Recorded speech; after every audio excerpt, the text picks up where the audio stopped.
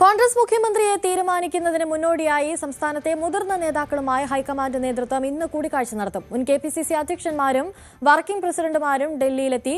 കൂടിയാലോചനകൾക്ക് ശേഷം തർക്കങ്ങൾ ഒഴിവാക്കി മുഖ്യമന്ത്രിയെ കോൺഗ്രസ് അധ്യക്ഷൻ തന്നെ 2 ദിവസത്തിനുള്ളിൽ പ്രഖ്യാപിച്ചേക്കുമെന്നാണ് സൂചന. ഡാൻ കുര്യൻ ചേരുന്നുണ്ട് കൂടുതൽ വിവരങ്ങളുമായി. ഡാൻ, ഇപ്പോഴിതാ മുതിർന്ന നേതാക്കളുമായി ചർച്ചകൾ നടത്താനൊരുങ്ങുകയാണ് ഹൈക്കമാൻഡ്. എന്തിനു വേണ്ടിയാണ് ഈ ചർച്ചകൾ നടത്തുന്നത് എന്നതിനെപ്പറ്റി കൃത്യമായ സൂചനകളൊന്നും ലഭിച്ചിട്ടില്ല. ഒരുപക്ഷെ ഹൈക്കമാൻഡ് തീരുമാനം അത് മുതിർന്ന നേതാക്കളെ അറിയിക്കുന്നതിന് വേണ്ടിയാകാം, അല്ലെങ്കിൽ അവരുടെ കൂടെ അഭിപ്രായം തേടുന്നതിന് വേണ്ടിയാകാം. എന്തായാലും 2 ദിവസത്തിനുള്ളിൽ തന്നെ കൃത്യമായൊരു തീരുമാനം ഹൈക്കമാൻഡ് ഭാഗത്തു നിന്നുണ്ടാകുമെന്ന് പ്രതീക്ഷിക്കാം, അല്ലേ?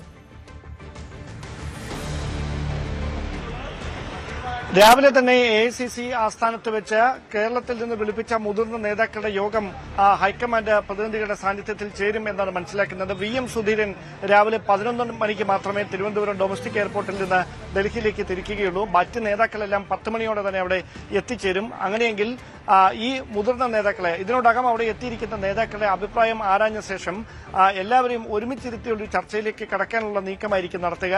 ഏറെക്കുറെ ഈ തർക്കങ്ങൾ പരിഹരിച്ചുകൊണ്ട് ഹൈക്കമാൻഡ് ഒരു ധാരണയിലേക്ക് ഇതിനോടകം എത്തിക്കഴിഞ്ഞു എന്നുള്ള സൂചനകളാണ് ഡൽഹിയിൽ നിന്ന് ലഭിക്കുന്നത്. അങ്ങനെയെങ്കിൽ ആ പേര് പരസ്യമാക്കുന്നതിന് മുമ്പ് മുതിർന്ന നേതാക്കളുടെ പിന്തുണ ഉറപ്പാക്കാനുള്ള ഒരു ശ്രമമാണ് അവസാന ഘട്ടത്തിൽ നടന്നുകൊണ്ടിരിക്കുന്നത്. സംസ്ഥാനത്ത് കഴിഞ്ഞ ദിവസങ്ങളിൽ മുഖ്യമന്ത്രിയെ തീരുമാനിക്കുന്നതുമായി ബന്ധപ്പെട്ട് വിവിധയിടങ്ങളിൽ ചേരി തിരിഞ്ഞുണ്ടായ പ്രതിഷേധങ്ങൾ നമ്മൾ നേരിൽ കണ്ടതാണ്.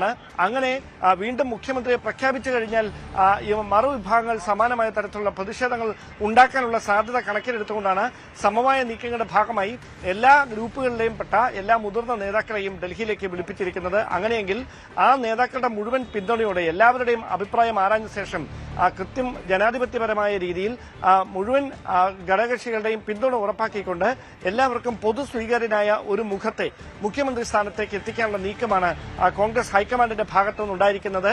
ലേറ്റായാലും ആ തീരുമാനത്തിൽ ഒരു അനൌചിത്യവും ഉണ്ടാകുകയില്ല എന്ന ഉറപ്പ് ഹൈക്കമാൻഡ് പ്രതിനിധികൾ പങ്കുവെക്കുന്നുണ്ട്. അങ്ങനെയെങ്കിൽ ആകാംക്ഷയേറുന്ന കാര്യം KC വേണുഗോപാൽ ഡൽഹിയിൽ നിന്ന് കേരളത്തിലേക്ക് എത്താനുള്ള സാധ്യത മങ്ങുന്നു എന്ന സൂചനകളിലേക്ക് പോകേണ്ടി വരും ഇപ്പോൾ നടക്കുന്ന ചർച്ചകൾ കണ്ടാൽ. കാരണം വേണുഗോപാൽ എത്തിയാൽ ഉണ്ടാകാനിടയുള്ള പ്രതിഷേധങ്ങളെക്കുറിച്ച് ഹൈക്കമാൻഡ് കൃത്യമായ ബോധ്യത്തിലാണ് നിലവിൽ.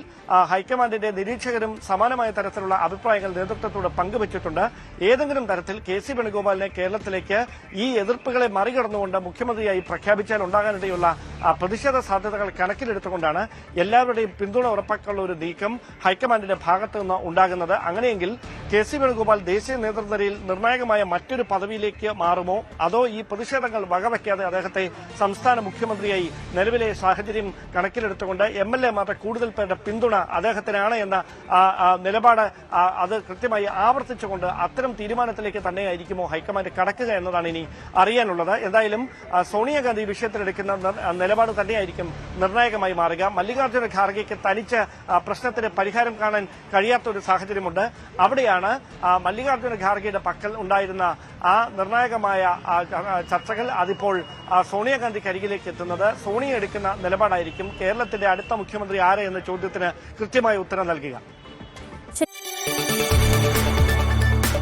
കൂടുതൽ വാർത്തകൾക്ക് News 18 Keralam YouTube channel subscribe ചെയ്യുക.